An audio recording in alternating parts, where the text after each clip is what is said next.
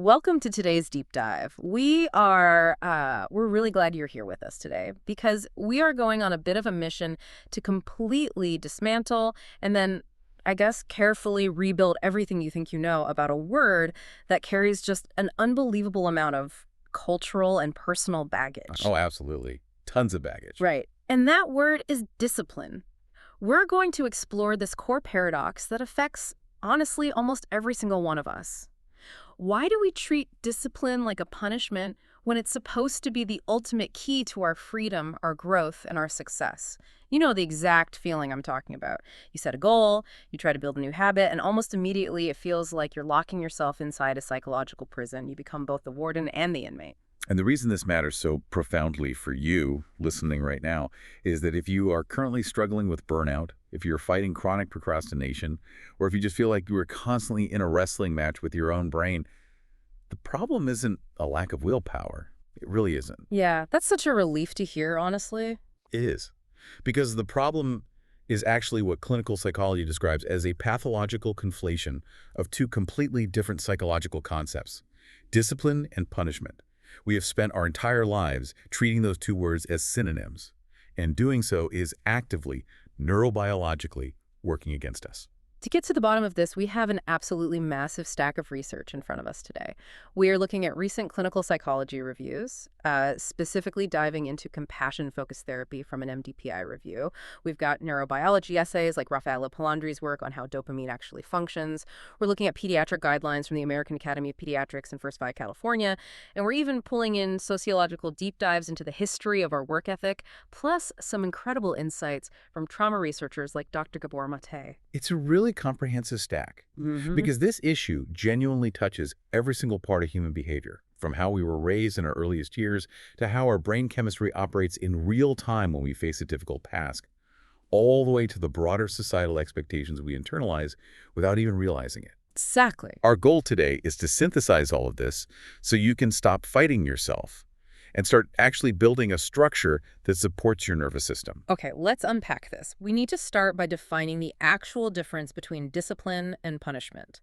Because right now, in the modern lexicon, people use them interchangeably. You hear people say, I need to discipline myself. But if you look at their behavior, what they actually mean is, I need to punish myself for not doing enough. Where did we get this so wrong? What is the fundamental divergence here? To understand the divergence, we actually have to look at the etymology, because language holds the history of our psychology. The word discipline comes from the Latin word disciplina, which translates to instruction, teaching, or knowledge. It is fundamentally pedagogical. So it's about learning. Exactly. It is inherently future-oriented. When you are engaged in disciplina, you are acquiring a skill and building internal governance. You're learning how to navigate the world better tomorrow than you did today. On the other hand, punishment traces its roots back to the Greek word poin and the Latin poena, which literally mean penalty or pain. Wow. Yeah, punishment is entirely reactive. It's retributive. It looks backward at a past transgression and imposes an aversive stimulus, usually fear, shame, or physical discomfort, just to suppress a behavior. Instruction versus pain. That is such a stark contrast.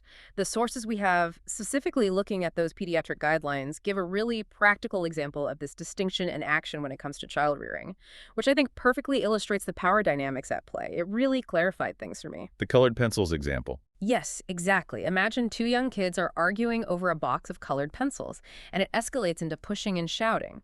A punitive response, a punishment, is the adult stepping in, grabbing the pencils, and saying, that's it, you're both losing outdoor playtime today.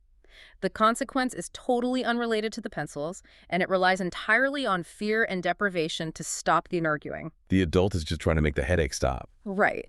But a disciplinary response would be taking the pencils away temporarily and sitting the kids down to teach them how to use I statements to express their frustration. You are teaching skill acquisition, you're focused on how they will handle conflict tomorrow, rather than just making them suffer for what they did today. That example highlights what developmental psychologists call the illusion of control. Punishment is incredibly tempting for an authority figure, whether that is a parent, a boss, or even you managing your own behavior, because it provides an immediate, intoxicating sense of authority. It feels like it works. It does feel like it works. The bad behavior stops right then and there because you introduce a threat. But the compliance you get from punishment is incredibly shallow. When you use punishment, you shift the entire burden of behavior management onto the authority figure. The person being punished doesn't learn how to govern themselves. They just learn how to avoid the punisher. Right, because if I'm the kid who lost recess, I'm not sitting inside thinking, wow, I really need to work on my emotional regulation and sharing skills. I'm sitting there thinking, my teacher is incredibly mean, and next time I want the red pencil, I need to make sure she isn't looking when I snatch it. Exactly. The punished individual spends all their cognitive energy on evasion, avoidance, and eventually rebellion. They are completely divested from the process of self-improvement. I really want you, listening to this right now, to reflect on how often you apply this exact punitive logic to yourself. Think about it. When you miss a workout, do you take away a treat? Do you force yourself to do double the cardio the next day as a penalty? A lot of people do. Yeah, or when you miss a deadline or make a mistake at work, do you sit there and verbally abuse yourself in your head? If you are treating yourself this way, the research is clear. You aren't building discipline. You're just teaching your brain to hide from your own rules. You are turning yourself into a rebellious teenager who is just trying to sneak past the warden. What's fascinating here is how deeply ingrained this warden mentality really is. We didn't just wake up one day in our 20s and decide to be cruel to ourselves. This is a developmental blueprint that gets laid down very, very early in life.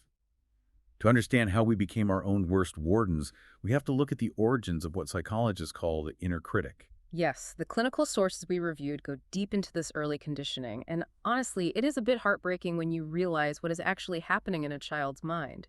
We often think of children as these purely emotional, irrational beings, but they are actually highly rational actors. They are constantly trying to interpret and internalize their environments to figure out how to survive. Right. And when a child is in an environment with caregivers who are indifferent, highly critical, demanding, or even just chronically stressed, that child faces a terrifying psychological dilemma. For a young child, their caregivers are their entire world. Their physical and emotional survival literally depends on those towering figures. They can't just opt out. No, they can't. So if a caregiver is flawed, if they're unpredictable, prone to rage, or coldly dismissive, the child cannot consciously accept that reality. Recognizing that their protector is unsafe or incompetent is too destabilizing. It would mean the universe is chaotic and they are entirely unprotected. So what do they do? As a brilliant but tragic survival mechanism, the child realizes it is psychologically safer to blame themselves for the confusion and the pain. They internalize the narrative that their parent isn't broken. Rather, they are inherently flawed. They adopt the critical stance displayed by the adults and turn it into their own inner dialogue. It's a defense mechanism. By policing themselves first, they are trying to gain an illusion of safety and predictability. If I tell myself I am stupid and useless before my parent can, maybe I can avoid the external punishment. I can beat them to the punch. I can control the narrative. That's exactly the logic. But the tragedy is, this healthy, natural process of adapting to survive transforms into this rigid, inflexible set of standards. And as the research shows, this doesn't just fade away when you turn 18 and move out of the house. No, it becomes the default operating system. Right. We see the intergenerational transmission of these punitive norms very clearly in the data. There is a deeply illustrative study mentioned in the literature regarding grade 1 boys. The researchers had one group of boys watch a video of a child being yelled at and physically spanked for misbehavior. Another group watched a nonviolent, constructive response to the same misbehavior. And the results? The boys who watched the punitive, harsh video showed significantly higher levels of aggression and punitive behavior in their own free play afterward. They are actively modeling what they see as the standard for resolving conflict. And as adults, we do the exact same thing internally. We are essentially parenting ourselves using the exact same harsh, anxiety-inducing metrics we endured, and we're doing it entirely on autopilot. We don't even notice it. We don't even realize that the voice in our head telling us we are lazy or that our work isn't good enough is just an echo of an ineffective disciplinary strategy from 30 years ago. To break this down even further, the clinical models in our sources outline 5 specific clusters of this inner critic. This model shows exactly how a childhood defense mechanism evolves into a massive barrier to adult well-being. It starts with cluster 1, a history of rejection or neglect. This is the internalization of that early external dismissal, where the child learns, my needs are a burden. Which naturally leads to cluster 2, negative self-schemas. This is where you form a core identity based on unworthiness. You don't just think, I made a mistake. You think, I have a mistake. And that core identity fundamentally alters how your brain filters reality. Which brings us to cluster 3 information processing deficits. Once you believe you are unworthy, your brain develops a profound bias toward noticing your failures and completely ignoring your successes. The brain is actively filtering out the good. Yes, you could do 99 things perfectly at work. But if your boss gives you one piece of mild constructive feedback, your inner critic will fixate on that one minor critique. It treats it as undeniable proof of your fundamental inadequacy, while the 99 successes are just dismissed as flukes. Which makes total sense because your brain is just looking for evidence to confirm the core schema. And that brings us to cluster 4, self-protective behaviors. Because failure feels so devastating to this fragile self-schema, you start avoiding risks. This is where procrastination actually comes from. Exactly. You don't apply for the promotion. You don't try the new hobby. You tell yourself you're just too busy. But really, you are protecting yourself from the pain of failing by simply not trying. You can't fail if you don't start. And finally, we have cluster 5, interpersonal problems. You start projecting this massive internal criticism onto others. You become highly critical of your partner or your coworkers, or you push people away because you assume they are judging you as harshly as you judge yourself. You imagine everyone is a warden. It is a comprehensive psychological trap. And what we really need to understand is that the inner critic genuinely believes it is keeping you safe. It thinks it is managing your life so you never face that original emotional pain of rejection. It thinks your survival depends on its constant hypervigilant criticism. It's actually hurting you. Paradoxically, yes. By trying to keep you safe from hypothetical future pain, it dramatically increases your baseline level of threat, keeping you isolated, exhausted, and preventing you from ever actually growing. Here's where it gets really interesting, though. Because it's not just our parents or our individual childhoods to blame for this dynamic. We have to zoom out and look at the massive sociological baggage we are carrying. Why does our entire society seem to applaud self-punishment? Why do we collectively celebrate people who work themselves to the point of hospitalization and view rest or ease as a moral character flaw? To answer that, we have to look back at the Calvinistic roots of labor and the Protestant or Puritan work ethic. This isn't just a history lesson.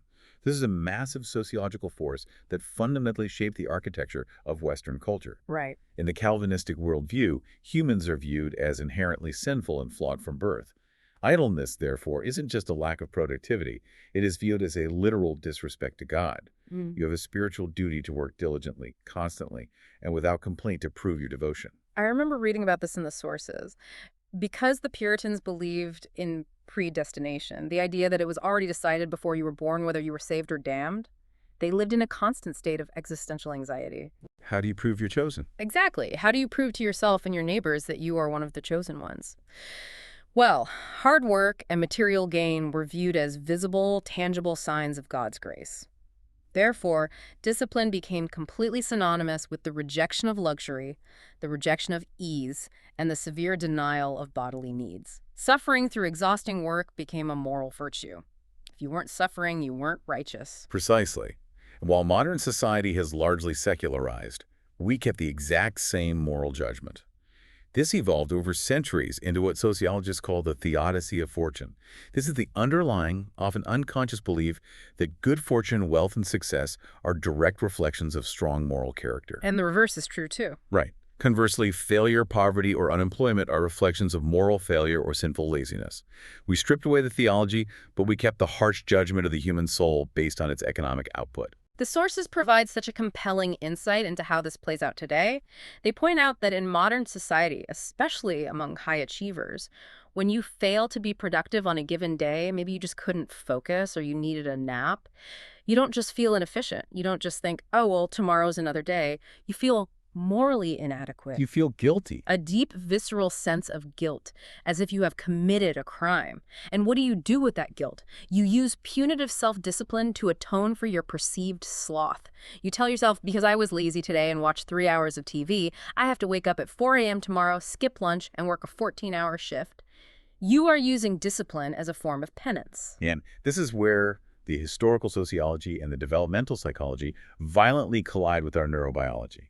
We have to ask what actually happens in the physical structures of the brain when we use punishment, fear, and moral guilt as our primary motivators. It's not pretty. No, it's not. When we frame discipline as a punitive measure, when we try to whip ourselves into shape, we are initiating a massive subcortical tug-of-war in the brain. Yes, let's get into the brain science. Because this explains why we feel so entirely out of control when we try to force ourselves to do things against our will. We aren't just fighting our thoughts, we are fighting millions of years of evolutionary biology. To put it simply, successful self-regulation. The ability to actually do the things you want to do long-term, like studying for a degree or maintaining a fitness routine, requires the prefrontal cortex, or the PFC, to exert top-down control. Think of the PFC as the rational, forward-thinking, mature CEO of the brain.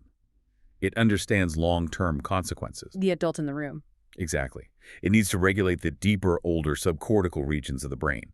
Specifically, it has to manage the amygdala, which is our ancient threat detection center, and the striatum, which is deeply involved in immediate reward and impulsive action. But when you frame discipline as a punishment, when you yell at yourself, shame yourself, or threaten yourself with harsh consequences, you instantly trigger the brain's threat protection system. The amygdala sounds the fire alarm. And when the amygdala sounds that alarm, it doesn't care that the threat is just you being mad at yourself for missing a deadline.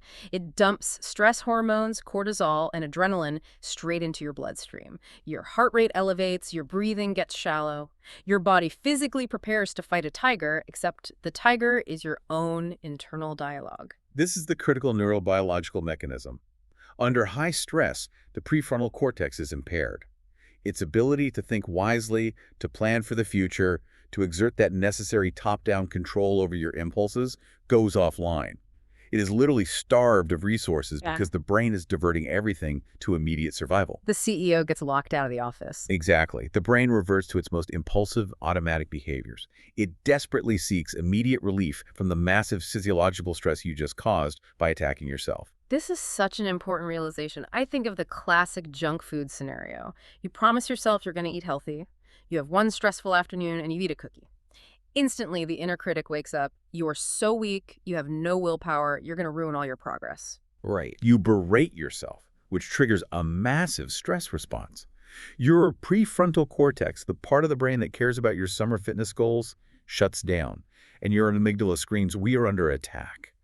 We need comfort and safety immediately to survive this threat. And what provides immediate, highly reliable comfort? The rest of the cookies. You have literally engineered your own self-sabotage by trying to punish yourself into compliance. The punishment created the stress that demanded the comfort of the very thing you were trying to avoid. Which brings us perfectly to one of the most wildly misunderstood mechanisms in this entire conversation: dopamine. If we want to understand why punitive discipline fails and how to fix it, we have to correct the prevailing folk psychology of dopamine. We've all seen the articles and the social media trends about dopamine detoxes and how dopamine is just the reward or pleasure molecule that we are all hopelessly addicted to. Oh, everywhere. But the essay by Raffaello Palandri in our sources completely dismantles this narrative. Yeah, if you spend 5 minutes online, people talk about dopamine like it's just a little hit of joy you get when you scroll on your phone, eat a cupcake, or buy something online. It's treated like a toxic substance we need to purge. But the science says dopamine is emphatically not a reward molecule. It doesn't actually make you feel pleasure. So what is it actually doing? Dopamine is a teaching signal. It is a sophisticated calibration signal. It encodes what neuroscientists call reward prediction errors. Instead of just making you feel good, dopamine is constantly analyzing your environment and asking a vital question. Is this environment, or this specific action, predictable and valuable enough to justify the continued investment of my limited biological energy? It's not about whether something feels nice in the moment. It is about allocating energy, focus, and persistence under conditions of uncertainty. I want to make sure we really understand this prediction error concept, because it shifted my whole perspective. It's like if I reach into my winter coat expecting to find a $5 bill, but I pull out a $50 bill, I get a massive spike of dopamine. Not just because money is good, but because the outcome was unexpectedly better than my prediction. My brain says, pay attention to this coat, let's search all the pockets. Right. But if I expect a 50 and I pull out a crumpled grocery receipt, my dopamine drops, signaling to my brain, this is a waste of time, stop searching. That is an excellent analogy. Palandri breaks this down further by explaining that dopamine operates in different highly complex modes. You have tonic dopamine, which is the baseline background hum, regulating your general responsiveness and motivation to engage with the The world. baseline engine speed. Yes. And then you have phasic dopamine, which are the sudden bursts or pauses, like finding the $50 bill, that tell your brain when an outcome deviates from what was expected. And at the cellular receptor level, you have a delicate balance between D1 receptors, which facilitate persistence, stability, and locking onto a goal, and D2 receptors, which promote flexibility, switching tasks, and exploring new options. It is an incredibly sophisticated system regulating how you navigate and learn about the world. It is not just a simple pleasure button you press for joy. And the essay makes a profound point regarding neurodivergent individuals, specifically highlighting the incredibly gifted autistic and ADHD nervous system. The popular, often stigmatizing narrative is that people with ADHD are just dopamine deficient, meaning their brains are starved for pleasure, and therefore they are constantly seeking cheap thrills and distractions. This is a misconception. But the neurobiological reality is often quite the opposite. They don't necessarily lack dopamine. Rather, they have a much higher resolution error detector. Their internal model of the world is richer and vastly more sensitive to discrepancy and meaninglessness. This is a crucial reframing. As the source phrases it, these individuals are not dopamine starved. They are overstimulated by triviality and undernourished by meaning. When they are placed in an environment that is shallow, repetitive, or based on mindless, rote tasks like filling out bureaucratic spreadsheets or sitting in a redundant meeting, their highly sensitive dopaminergic system correctly assesses that this is junk data. It's just not valuable enough. Exactly. It signals that nothing here is valuable enough to deserve sustained cognitive optimization. This biological reality manifests outwardly as existential irritation, extreme boredom, or distractibility. But when that exact same individual is given a task that is complex, open-ended, and aligned with deep personal meaning, their dopamine system engages fully, producing states of profound hyperfocus. It is a completely rational allocation of cognitive resources based on the perceived value of the environment. Palandri connects this neurobiology to ancient philosophical traditions, which I find absolutely brilliant. He maps these brain states onto the Buddhist concepts of tattva versus chanda. Tattva roughly translates to craving it. It is the mindless grasping, the desperate novelty chasing that we see when people are trapped in cheap dopamine loops. Zombie scrolling. Yes, the feeling of zombie scrolling social media at 2 a.m. You aren't even enjoying it. You feel completely numb, but you can't stop. It is prediction error without wisdom. Your brain is just desperately searching for a signal in the noise. But chanda is wholesome intention or meaning-laden engagement. It's the feeling of losing track of time while you are coding a passion project, writing a song, or building a piece of furniture. Neurobiologically, chanda corresponds to a state where dopamine is reinforcing learning that serves a deep, internally validated purpose. So if we connect this profound insight back to how we approach our own goals and discipline, if you treat your daily discipline like a miserable chore, if you build a rigid, should-based framework where you are constantly threatening yourself with guilt and shame, your dopamine system shifts. It stops believing in the future because the internal environment you have created is one of chronic instability and stress. It shifts to tanta. It shifts to tancha. It shifts to immediacy and impulsive behavior because your brain is just trying to survive the miserable moment you forced it into. True discipline, therefore, requires what the essay beautifully calls high-quality epistemic nutrition. You have to engage in things that actually matter to you in a way that respects your intelligence. So what does this all mean for us practically? What happens when we completely ignore this biological need for meaning and autonomy, and we just try to force ourselves to comply through sheer brute force restriction? This brings us to a fascinating psychological concept: psychological reactance. Reactance theory explains exactly why those strict punishing rules we set for ourselves almost always blow up in our faces. Psychological reactance is defined as an unpleasant motivational arousal that occurs when people experience a threat to their behavioral freedoms. Humans have a fundamental, hardwired evolutionary need for autonomy. We need to feel that we are the authors of our own actions. Nobody likes being micromanaged. Not even by yourself. When you impose a rigid, punitive rule on yourself, even if you are the one setting the rule for your own supposed benefit, your brain perceives a loss of freedom. And the brain's immediate overriding motivation becomes restoring that lost freedom at almost any cost. So if I sit at my desk and tell myself, I'm a distracted idiot, so I am absolutely not allowed to look at my phone or take a break until 5 p.m., my brain doesn't say, okay, great leadership, let's focus.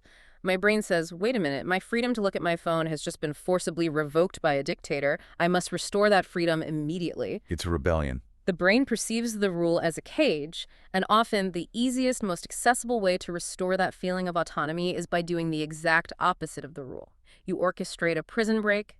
You end up scrolling for 2 hours when you only meant to check one message because your brain is subconsciously trying to prove to itself that it is still in charge. The cultural variations on this phenomenon are also quite revealing and help us understand its deep roots. Research shows that people with an independent self-control, which is very common in highly individualistic Western cultures, experience the most severe reactance when they face personal restrictions. Tell them what they can't do, and they immediately want to do it. What about collectivistic cultures? People with an interdependent self-control, which is more common in collectivistic cultures, experience strong reactance when there are restrictions placed on their in-group or their community. But regardless of the cultural lens, the core biological and psychological mechanism is exactly the same. Perceived restriction breeds rebellion. To summarize this for you listening right now, framing your discipline as a punishment maximizes your psychological reactance. You're turning your healthy habits, the very things you want to do to improve your life, into a cage. You're waking up every day and stepping into a cell. And your brain, by its very nature, will inevitably orchestrate a breakout. We usually label this breakout as self-sabotage. Yeah, we say, I always sabotage my diets, or I always sabotage my work routines. But it's not self-sabotage. It is self-preservation. Your brain is trying to preserve its autonomy against a tyrant. If we connect this to the bigger picture, we have to look at how deep this painful disconnection from our autonomy really goes. Because it doesn't just affect our productivity, it affects our physical health.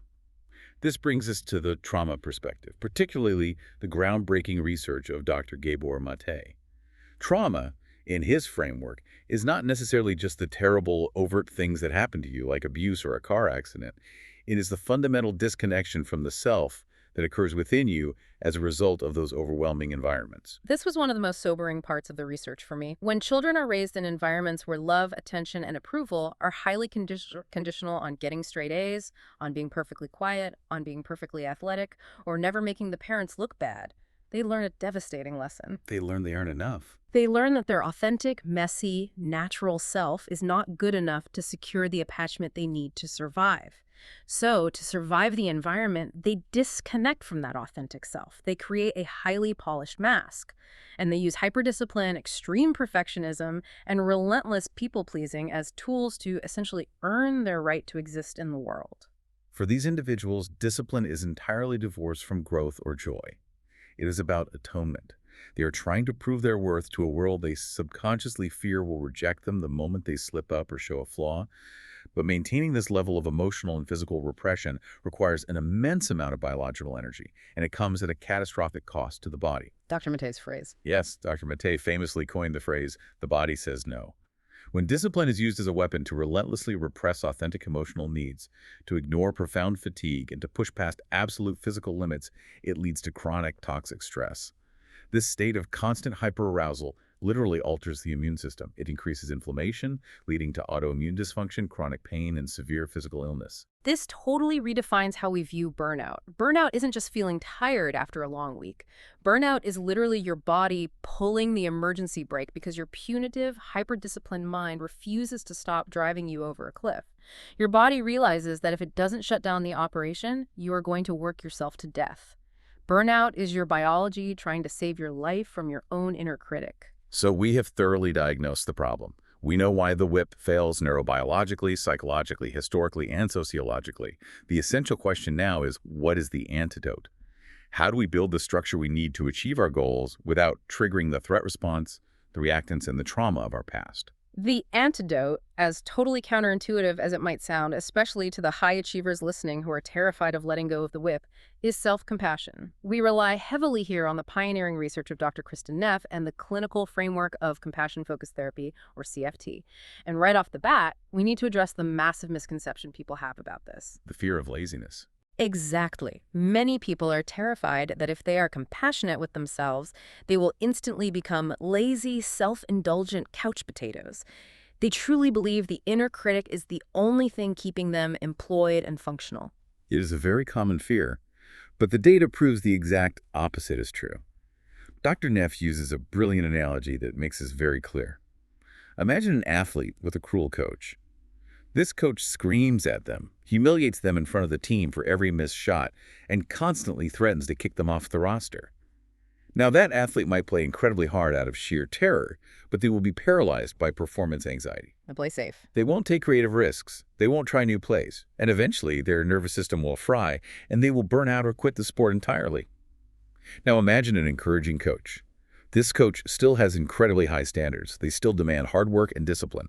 But when the athlete misses a crucial shot, the coach doesn't humiliate them. The coach says, "I see what you did wrong there. Your footing was off. Let's adjust your stance. I know you have the skill to make this shot. Get back out there." It changes everything. That athlete feels emotionally safe enough to actually look at their mistakes objectively, learn from them, and push their limits without fear of destruction. There is a famous study in the clinical literature that perfectly illustrates this dynamic in everyday life, often referred to as the donut study. It is so revealing. Researchers took a group of women who were actively trying to diet and asked them to eat a donut as part of a supposed taste test for the study. Afterward, half the women were given a brief self-compassion intervention. The researchers essentially told them, hey, everyone slips up on their diet sometimes. It is a completely normal part of the process. Please don't be hard on yourself about eating the donut. And the other half. The other half of the women were given no such intervention. They were left to their own devices, which usually meant their inner critic went wild, making them feel incredibly guilty and ashamed for breaking their diet. And the results of what happened next are staggering. Later in the session, both groups were given large bowls of candy and told to eat as much as they wanted while filling out some paperwork. The women in the control group, the ones who were silently beating themselves up over the donut, ate significantly more candy. Because they were stressed. Their inner critic caused so much internal distress and physiological stress that they sought immediate comfort in more food. They felt they'd already ruined the day, so they effectively threw in the towel. But the women who were explicitly taught self-compassion, they ate significantly less candy. Because they forgave themselves for the initial minor slip-up, they didn't experience the massive spike in stress. They retained their self-efficacy. They could easily realign with their long-term health goals without spiraling into a binge. It fundamentally changes how you approach your goals. The research highlights the crucial difference between learning goals and performance goals. When you are driven by self-criticism and fear, you pursue performance goals. You just want to look smart, look successful, and avoid looking dumb or weak at all costs. This leads to massive self-handicapping. Like procrastinating on purpose. You might purposely procrastinate studying for a major test or wait until the night before to write a presentation so that if it doesn't go well, you can protect your ego by saying, well, I didn't really try my hardest, rather than admitting you tried and weren't perfect. But self-compassionate people pursue learning goals. They just want to get better. Failures aren't devastating to their core identity, so they don't need to employ all these exhausting self-sabotage techniques. They can fail, pivot, apologize if necessary, and try again with new information. The systematic review we looked at in MDPI regarding compassion-focused therapy maps this out neurobiologically. CFT aims to balance three core emotion regulation systems in the brain. First, the threat system, which we've discussed extensively, is managed by the amygdala and focused on survival and danger. Second, the drive system, which is dopaminergic and seeks out resources, achievements, and rewards. And third, the soothing system, which is linked to oxytocin and endorphins and is geared toward affiliation, safety, connection, and rest. And the inner critic messes this balance up. Punitive, harsh discipline massively overactivates both the threat and the drive systems, leaving you in a state of anxious striving while completely starving the soothing system.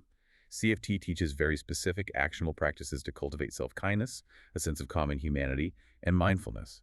These practices actively neutralize the toxic stress of the inner critic by purposefully bringing that soothing system back online, allowing the prefrontal cortex to function properly again. Okay, so the science is undeniable. We know we need to drop the whip. We know we need to become the encouraging coach rather than the cruel warden.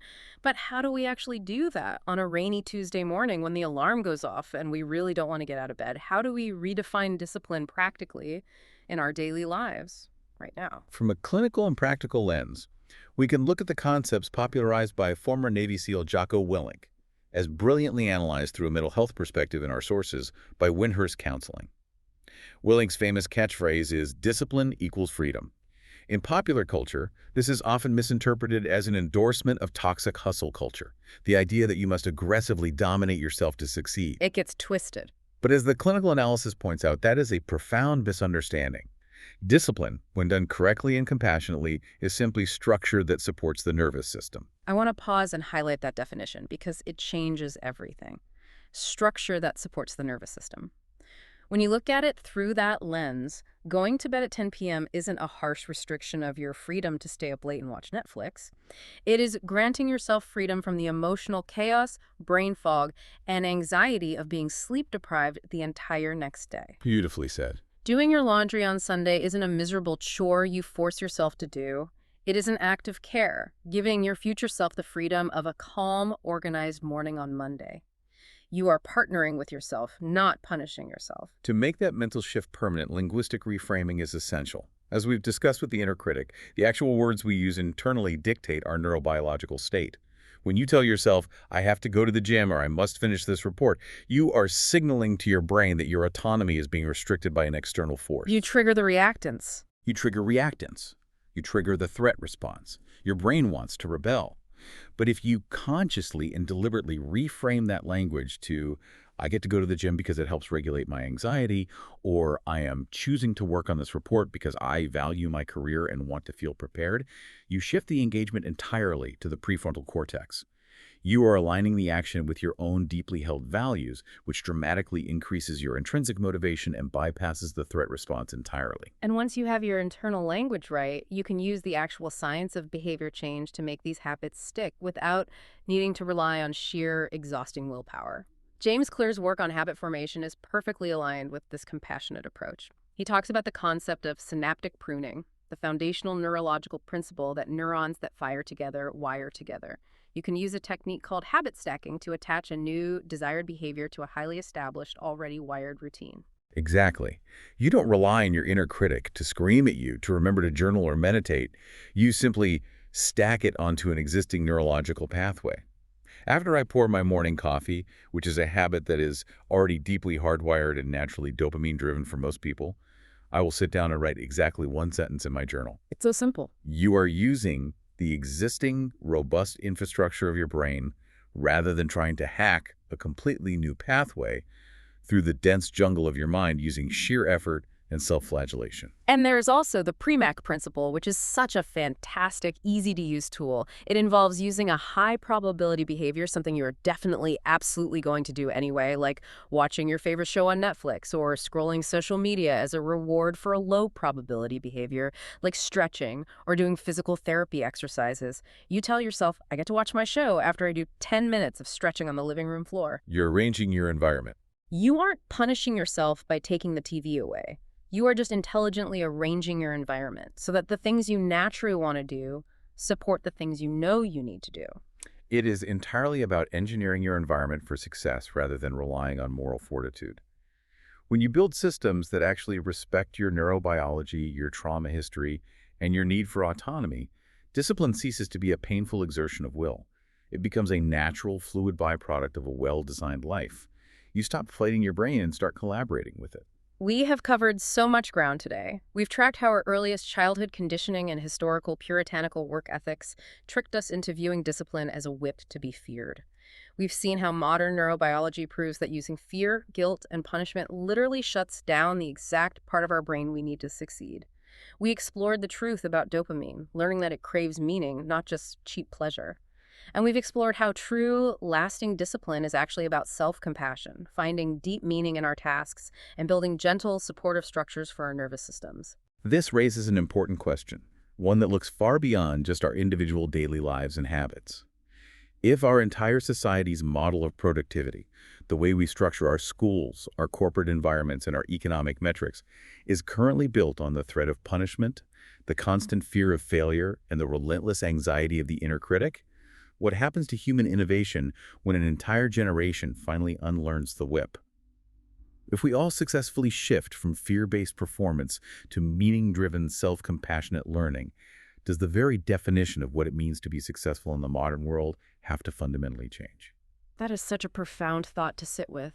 Imagine a world driven by wholesome intention and genuine curiosity rather than panicked craving and fear. We want to thank you so much for joining us on this deep dive. Take these insights, apply them gently to your routines, and please be a little kinder to your nervous system today. You absolutely deserve it.